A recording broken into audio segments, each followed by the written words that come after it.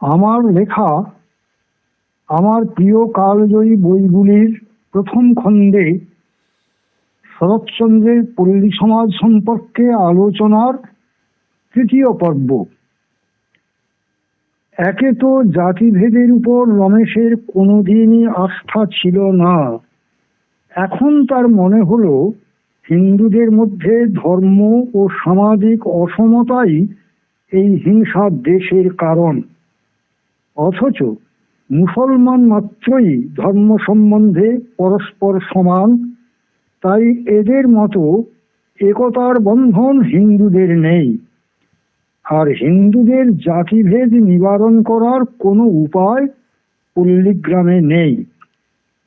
জ্যাঠাইমা বিশ্বেশ্বরীর কাছে রমেশ যখন এ প্রসঙ্গ তুলল, তখন জ্যাঠাইমা বললেন, যাকে যথার্থ ধর্ম বলে পল্লীগ্রাম থেকে সে একেবারে লোপ পেয়েছে। আছে শুধু কতকগুলো আচার বিচারের কুসংস্কার আর তার থেকে নিরর্থক দলাদলি। রমেশ হতাশ ভাবে একটা নিঃশ্বাস ফেলে জিজ্ঞেস করল, এর কি প্রতিকারের কোনো উপায় নেই জ্যাঠাইমা? বিশ্বেশ্বরী বললেন, আছে বই কি বাবা, প্রতিকার আছে, শুধু জ্ঞানে। যে পথে তুই পা দিয়েছিস শুধু সেই পথে। তাই তো তোকে কেবলই বলি, তুই তোর এই জন্মভূমিকে কিছুতে ছেড়ে যাস নে। তোর মতো বাইরে থেকে যারা বড় হতে পেরেছে তারা যদি তোর মতোই গ্রামে ফিরে আসতো, সমস্ত সম্বন্ধ বিচ্ছিন্ন করে চলে না যেত, পল্লীগ্রামের এমন দুরবস্থা হতে পারত না। রমেশ বলল, জন্মভূমি শুধু তো আমার একার নয়।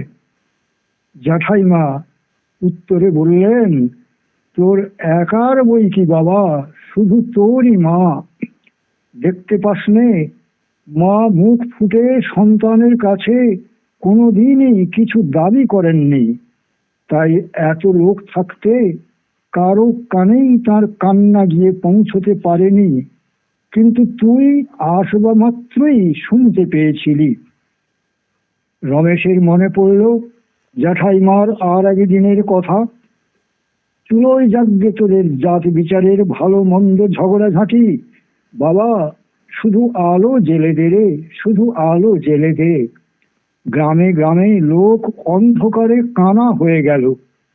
যতদিন না জ্ঞানের আলো, শিক্ষার আলো জ্বলে ওঠে, ততদিন পল্লীগ্রামের এই অন্ধকার দূর হবার কোনো উপায় নেই। আর একদিন বিশ্বেশ্বরী বলতে লাগলেন, ভালো করব বলেই ভালো করা যায় না। গোড়ার অনেকগুলো ছোট বড় সিঁড়ি উত্তীর্ণ হবার ধৈর্য থাকা চাই।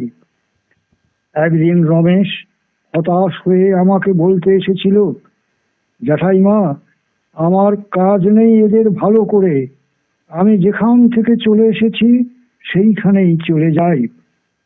তখন আমি বাধা দিয়ে বলেছিলাম, না রমেশ, কাজ যদি শুরু করেছিস বাবা, তবে ছেড়ে দিয়ে পালাস নে। আমার কথা সে তো কখনো ঠেলতে পারে না। তাই যেদিন তার জেলের হুকুম শুনতে পেলুম, সেদিন মনে হলো ঠিক যেন আমি তাকে ধরে বেঁধে এই শাস্তি দিলাম। কিন্তু তারপরে বেনিকে যেদিন হাসপাতালে নিয়ে গেল, সেদিন প্রথম টের পেলাম, না না, তারও জেল খাটবার প্রয়োজন ছিল। প্রথম থেকেই সে তার শিক্ষা সংস্কার মস্ত জোর মস্ত প্রাণ নিয়ে এতই উঁচুতে দাঁড়ালো যে শেষ পর্যন্ত কেউ তার নাগালই পেলে না। রমা কি একটা বলতে গিয়ে চেপে গেল। বিশ্বেশ্বরী তা অনুমান করে বললেন, তুইও শুনে রাগ করিস নে মা।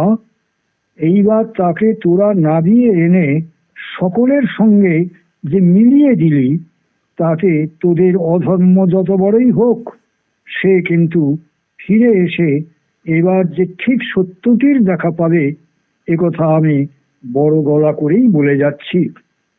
রমা কথাটা বুঝতে না পেরে জিজ্ঞেস করলো, কিন্তু এতে তিনি কেন নেবে যাবেন জ্যাঠাইমা? বিশ্বেশ্বরী ম্লান ভাবে একটুখানি হেসে বললেন, কৃতঘ্নতায় দাতাকে না দিয়ে আনে। সে যে হাত দিয়ে দান করে বেড়াতো, ভৈরব তার সেই ডান হাতটাই মুচড়ে ভেঙে দিয়েছে। হয়তো ভালোই হয়েছে, তার বলিষ্ঠ সমগ্র হাতের অপর্যাপ্ত দান গ্রহণ করবার শক্তি যখন গ্রামের লোকের ছিল না, তখন এই ভাঙা হাতটাই বোধ করি এবার তাদের সত্যিকার কাজে লাগবে।